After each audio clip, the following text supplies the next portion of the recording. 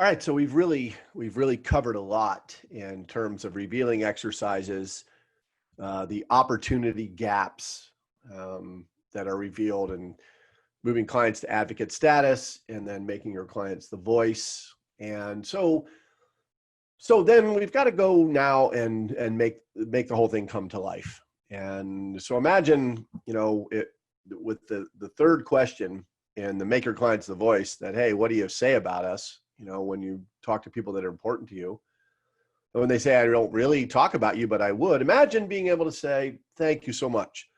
We recognized a bit ago that we are our own best kept secret, and that we've left our clients to kind of describe us with industry jargon and data and so forth. So what we've done after all these years is we've developed and refined a process. All right, so let's talk about that and the significance of it. So you've done the work and seeing how important it is. Now let's bring the thing to life. So you're taking notes, jot this down.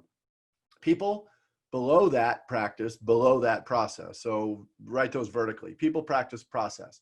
Next to the word people, write Michael Dell. Next to Michael Dell, write your name. Next to the word practice, write Dell Computers. Next to Dell Computers, write the name of your firm or your practice. Next to process, write the words Intel Inside. Intel Inside. And next to the words Intel Inside, put a question mark. This is the opportunity gap revealed and maximized. Listen, your clients, I get it. Your clients trust you. They just said that. They've revealed that in the exercise when we make them the voice. Here's how your clients describe you. They talk about you, the people, and they talk about the practice. They have to trust and describe more than that, though. Everybody has the people in the practice. This is why when I talk to my friends and say, hey, you got to talk to my advisor, Matt. They're like, yeah, well, I got a Matt, and he's got a cool office and a team and all of that too, and a good practice. You know what Matt has, though, that your advisor doesn't have, is a process that takes all the pieces of your financial puzzle and puts and keeps them in place. So let's talk about how we do that. It's important. We're going to build that Intel Inside. And listen, I've said all along, none of what we do is rocket science. It's quite the contrary. It's really fundamental human communication. And when you participate with us, we're going to start out by sharing a couple exercises, and I want everyone on your team to participate. Listen, you can jot this down too. The words statement of intention. Statement of intention. Listen, what we don't build when we start the work together is I don't build value propositions or mission statements. I don't believe in them. Now, let me clarify. I believe in where they come from, and I believe in the intent. But we've talked to clients. Listen, if I go and coach a team, and I've done this in person many times, where there's 2 or 3 or 5 or 8 people in the room, and I go around the table and say, hey, say, what's your value proposition? And the first person will say, oh, this, that, and the other thing, and really meaningful stuff. I'm not meaning to downplay that. Meaningful things, and this is why I got in the business, and to serve, and so forth. And I feel this way about my clients. It's great. Then I ask the person sitting right next to the first person, well, what's the value proposition of the organization? And they'll say some similar things, and then kind of add their own color, as they should, their own experiences. And so it becomes a different, as I go around the table, by the time it gets back to me, it's not even close to the same thing. And again, not disrespecting. Worse than that, worse than advisors and teams not being able to repeat the value prop, here's what clients will tell us. Yeah, those are really neat. That's a really neat thing, but that's really about them. It has nothing to do with me. That's an interesting piece of information that we've gathered.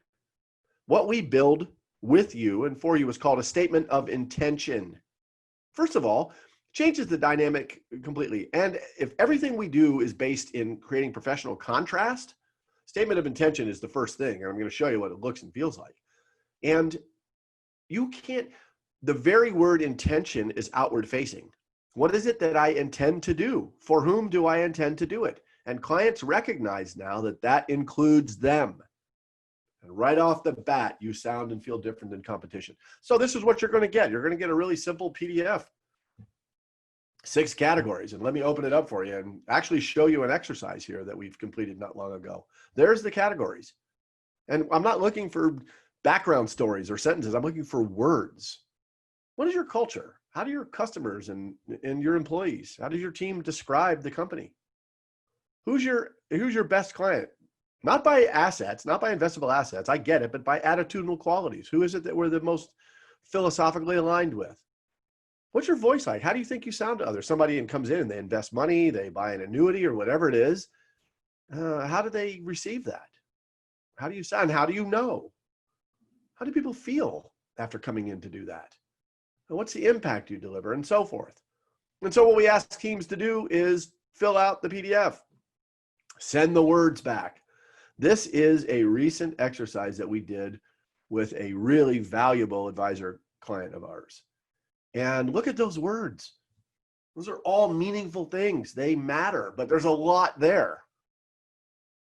Send that back to us. First thing we do is I get my brand and design team on the phone with you, and we go through this. And the goal is to go from all of those words to one in each category.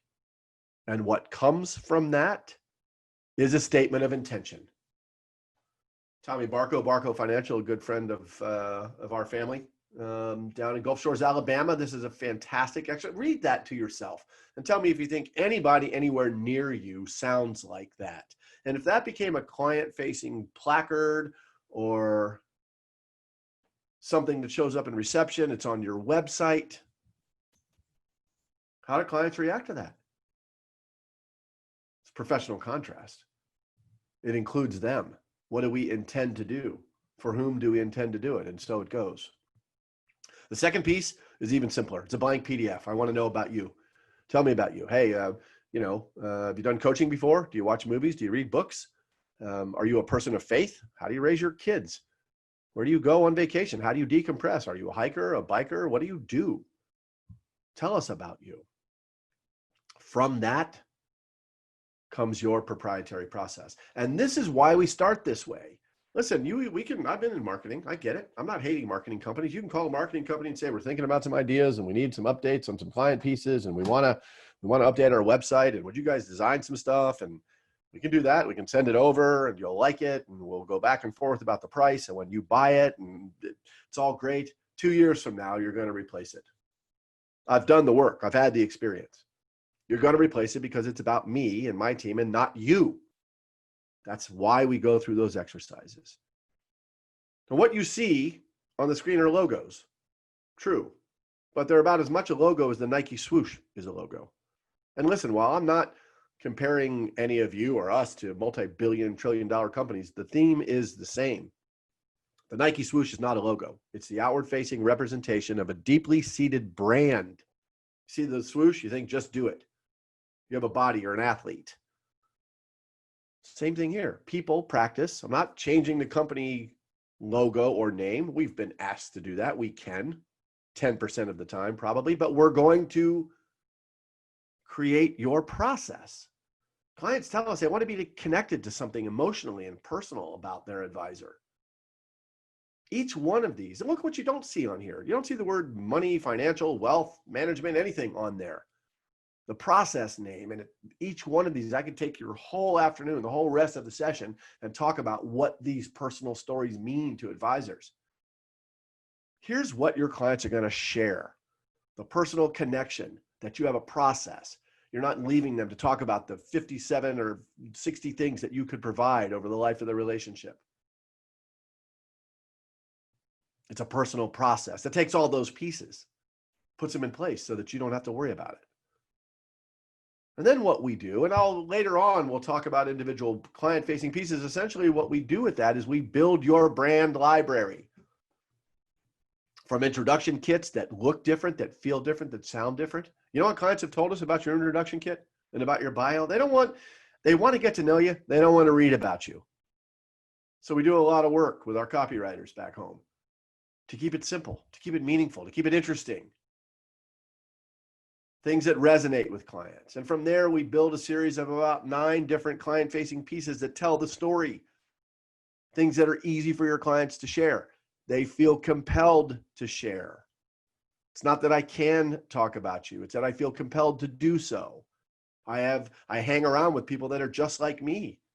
If I'm an ideal client, they must also be an ideal client. Now I feel compelled to talk about you and we'll update your website. And so it goes. So the process of creating your process is tried, it's proven. We know that it works. We will create professional contrast for you and your team and your community. And believe me when I tell you, this is the difference maker.